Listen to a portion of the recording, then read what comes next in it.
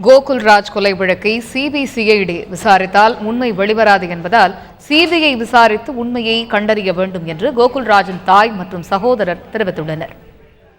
CP எங்களுக்கு வேணும் உத்தரவா. CP விசாரிச்சா தான் சில உண்மைகள்லாம் வெளியே வரும்.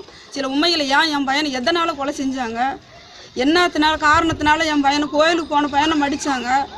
ஒரு அப்பல்லாத ஒரு குடும்பத்தில் அப்பல்ல அப்படின்னு ஒரு பராமரிப்பு இல்லாத பையனை நினச்சிக்கிட்டு என் பையனை கொண்டு இருக்கிறாங்க. அதனால் எங்களுக்கு சிபி வேணும்.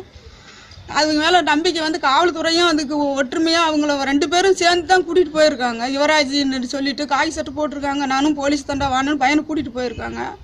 அதனால் எங்களுக்கு காவல்துறை மேலேயும் நம்பிக்கை இல்லாமல் போயிடுச்சு. அதனால் எங்களுக்கு சிபி விசாரணை இருந்தால் சில உண்மைகளை வெளியே வரும். எதனால் என் பையனை கொண்டாங்கிற காரணம் தெரியணும்.